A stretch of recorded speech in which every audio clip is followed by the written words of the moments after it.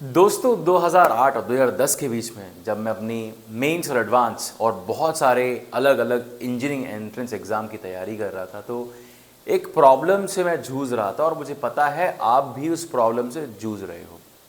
Problem ये थी कि जब भी मैं एंट्रेंस एग्ज़ाम से घर पर वापस आता था और पेपर को फिर से एनालिसिस करता था, तो मुझे समझ में आता था कि कम से कम 50 से 80 मार्क के सवाल, यानी कि कुछ 15-20 सवाल ऐसे होते थे जो मैं एग्ज़ाम के अंदर अटेम्प्ट कर सकता था।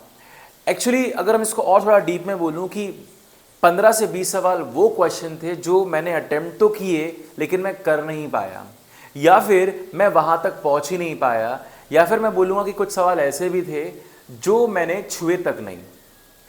जो सवाल मुझे टच करने थे, इजी थे, वो मैंने कभी टच नहीं किए। तो ऐसे 15-20 सवाल जो मैंने टच किए और मुझसे नहीं हुए, और ऐसे सवाल जो मैं टच ही नहीं कर पाया एग्ज़ाम के अंदर, और इस कारण से मेरा स्कोर 15 से 20 सवाल के कारण 50 से 80 नंबर घट जाता था हर बार। अब मैं इस वीडियो में आपको बताने वाला हूं कैसे मैंने अपनी इस प्रॉब्लम का सोल्यूशन निकाला, और सिंस आप भी इस प्रॉब्लम से गुजर रहे हो तो आपके लिए वीडियो बहुत यूजफुल है। मेरा नाम दोस्तों आदित्य आर्य है और मैंने 2010 और 2011 के अंदर सारे इंजीनियरिंग एंट्रेंस एग्जाम क्लियर किए थे, including JEE mains and advance with more than 99 percentile. आप भी कर सकते हो, बस आपको हिम्मत नहीं हारनी है। लगातार कंसिस्टेंसी के साथ, फोकस के साथ, विदाउट किसी डिस्ट्रैक्शन के अपनी प्रिपरेशन को करते रहना है। बहुत सिंपल सी बात है, इसको फॉलो कर लो, बाकी सारी चीज़ें everything will follow on the line. अब बात करते हैं आखिर मैंने ऐसा क्या किया जिससे ये प्रॉब्लम सॉल्व हो गई। आपको भी प्रॉब्लम ये सॉल्व कर रही है, बहुत ज़रूरी है, क्योंकि आपको पता है 15 से 80 मार्क बहुत बड़ा स्कोर होता है, या तो आप रैंक के बाहर या आप अंदर। दोस्तों मैंने क्या किया, पहले प्रॉब्लम को समझ लेते हैं। प्रॉब्लम ये थी कि एग्ज़ाम के अंदर जो आपका टेस्ट होता था एग्ज़ाम सेंटर में, जो आपकी कोचिंग के अंदर टेस्ट होता है, वो 15 से 20 दिन में एक बार होता है, और 15 से 20 दिन में एक बार 3 घंटे के लिए आप वो स्ट्रेस सिचुएशन फील करते हो। जब आप घर पर सवाल लगाते हो तो बढ़िया मस्त टांग ऊपर है और चिप्स चल रही हैं, स्नैक्स पड़े हुए हैं आसपास, तकिया मसन लगा हुआ है, बढ़िया माहौल चल रहा है, गाने चल रहे हैं, धीरे धीरे बारिश भी हो रही है, शायद दोस्त भी बैठे हैं आसपास, तो बढ़िया एनवायरनमेंट होता है, एक खुशनुमा एनवायरनमेंट होता है, स्ट्रेस फ्री एनवायरनमेंट होता है। आप मुश्किल से मुश्किल सवाल भी धीरे धीरे लगा लेते हो, आप कभी टाइम को ट्रैक नहीं करते हो। होता यह कि आपके दिमाग के अंदर एक फॉल्स इंप्रेशन क्रिएट होता है कि भाई मैं तो मैथ्स में बहुत अच्छा हूं, मैं तो सवाल लगा रहा हूं, बढ़िया बढ़िया एडवांस के सवाल लगा रहा हूं। लेकिन एग्जाम में आपका मकसद सिर्फ सवाल लगाना नहीं है, आपका मकसद है कि सवाल को वक्त से लगाना।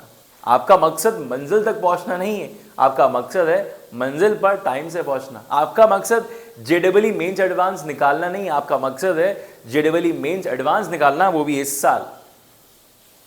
ये नहीं कि 5 साल बाद, 5 साल बाद तो कोई भी निकाल सकता है अगर लगातार करेगा मेहनत तो अगर आपको ये बात समझ में आ जाएगी कि भाई एग्जाम के अंदर आप लगाते हो सवाल स्ट्रेस में और घर पर आप लगाते हो बिल्कुल स्ट्रेस फ्री एनवायरनमेंट में, लेकिन होना बिल्कुल उल्टा चाहिए।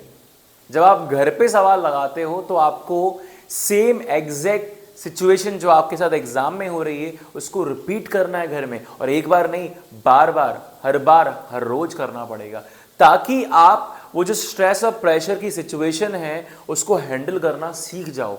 आता ही नहीं है, कभी प्रैक्टिस ही नहीं की, तो कहां से हैंडल करोगे प्रेशर को एग्जाम में, और आती हुई चीज आप नहीं कर पाते हो, आपकी जो एफिशिएंसी है वो बहुत कम हो जाती है एग्जाम के अंदर। मेरे भाई, आपको अगर ये बात समझ में आई तो ये इसका सोल्यूशन भी बहुत आसान है, जो मैंने आपको बता ही दिया। घर पर आप कैसे क्रिएट करें, बहुत सिंपल है। मैंने क्या किया, मैं एक छोटा सा क्लॉक लेकर आया, सामने रख दिया टेबल पर, और जब भी किताब खोलता था खुद से बोलता था मेरे भाई कि 1 घंटे में लगाने 30 सवाल, क्योंकि यही तो स्पीड चाहिए एग्जाम में।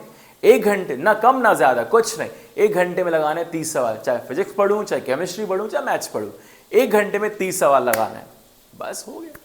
अब जब आप हर रोज ये नहीं करना है कि 1 घंटे में चलो चेक कर लेता हूं कितने सवाल लगाता हूं, ये इंटेंशन से नहीं बैठना है कि 1 घंटे में आज मैंने 10 सवाल लगाए, नहीं। आपको क्लियर माइंड से रखना है कि 1 घंटे में 30 सवाल लगाने हैं, एग्जाम है ये, और मैं चेक करता हूं कि मैं अपना स्कोर कितना ला पाता हूं, क्योंकि इस हिसाब से आपका स्कोर डिसाइड होगा एग्जाम के अंदर। और जैसे ही वो 1 घंटे का टाइमर खत्म हो जाए, जितने क्वेश्चन आपसे नहीं हिले हैं उन सब का डिस्क्रिप्शन, उन सब का सॉल्यूशन चेक कर लो, या आराम से फिर आप लगा सकते हो।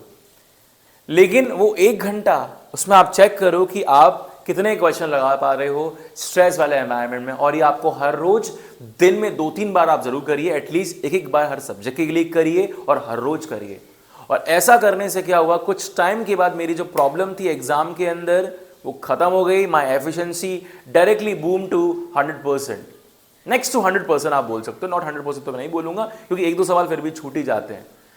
तो जब एग्जाम से मैं घर आता था ये करने के बाद, फिर मुझे रियलाइज हुआ कि अब शायद ही कोई सवाल छूटता है जो मुझे आता था और मैंने अटेम्प्ट नहीं किया, या जो मुझे आता था और मैंने अटेम्प्ट किया और मुझसे नहीं लगा। ऐसा होना बंद हो गया।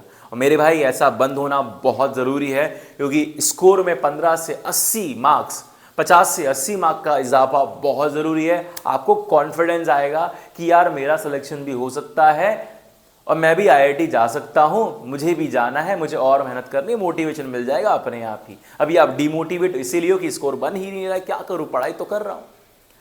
अब सवाल ये आता है कि भैया यार ये मेरे से नहीं होता है क्लॉक वर्क रखना, और मुझे कुछ और अच्छा सोल्यूशन बता दो। तो आप भाई आपके लिए डिस्क्रिप्शन बॉक्स में टेस्ट सीरीज है। ये टेस्ट सीरीज में 40,000 सवाल 1200 टेस्ट के साथ क्लब्ड है, यानी कि आपको 800 टेस्ट JEE मेंस एडवांस के, 50 बिट सेट के और 350 से ज़्यादा स्टेट इंजीनियरिंग के। आप टेस्ट को स्टार्ट करते हो, बिल्कुल सेम फॉर्मेट जो JEE mains advance BITSAT का, वही एग्जैक्टली सेम फॉर्मेट है। टाइमर चलेगा और हर क्वेश्चन पे आपने कितना टाइम इन्वेस्ट किया वो भी काउंट होता जाएगा बैक स्क्रीन पर। जैसे आप सारे क्वेश्चन अटेम्प्ट कर दोगे, या कोई क्वेश्चन आप चाहते हो कि नहीं सर मुझे तो इसका आंसर एरेज करना है, तो आप वापस जाके वो एरेज भी कर सकते हो और री अटेम्प्ट भी कर सकते हो। जैसे आप टेस्ट को सबमिट करोगे आपके सामने आपकी रिपोर्ट आएगी, पर क्वेश्चन कितना टाइम लिया, पूरे टेस्ट में आपने कितना टाइम लिया, आपका एवरेज क्वेश्चन का टाइम कितना है, आपका रैंक कितना है, आपका सोल्यूशन क्या है, आपने क्वेश्चन सही किया गलत किया, आपका स्पीड क्या रहेगा, आपका स्पीड क्या है, every single parameter that you needed. आप किस सब्जेक्ट में वीक हो, आप किस पोर्शन में वीक हो, हर एक चीज आपको जो एक टेस्ट सीरीज के अंदर कंप्लीट एनालिसिस रिपोर्ट चाहिए वो आपके सामने हाजिर हो जाएगी। उसके अलावा आप बोल रहे हो कि बुक्स कौन सी लगाएं, तो वो भी लिंक आपको डिस्क्रिप्शन बॉक्स में दे दी है। सारी की सारी बुक्स, बहुत स्टैंडर्ड किताबें जो हर कोई लगा रहा है, जो टॉपर लगा रहा है, वो किताबें आपको डिस्क्रिप्शन बॉक्स में, थ्योरी और न्यूमेरिकल वाले सारी चीजें हैं। और आखिर में आपका टेलीग्राम ग्रुप, अगर आप मुझसे कनेक्ट होना चाहते हो। और एक बात तो मैं आपको बताना भूल गया मेरे भाई, जैसे ही आप टेस्ट सीरीज बाय करते हो, you can directly contact me on my WhatsApp and I will be giving you free lectures of mathematics for the 1 whole year. 1 साल के लिए I will take care of your maths preparation. I hope deal अच्छी है आपके लिए, but बस आपको ये करना है कि बस लगातार लड़ते रहो अपने लिए, जद्दोजहद करते रहो, लगातार मेहनत करते रहो, क्योंकि ये सबसे ज़रूरी है कि हाँ मुझे भरोसा हो कि मैं एग्ज़ाम निकालने वाला हूँ और हर संभव प्रयास करूँगा अपना एग्ज़ाम निकालने के लिए। जिंदाबाद। मिलते हैं अगले वीडियो के अंदर। वीडियो अच्छा लगा हो तो लाइक शेयर सब्सक्राइब ज़रूर कीजिएगा। जिंदाबाद।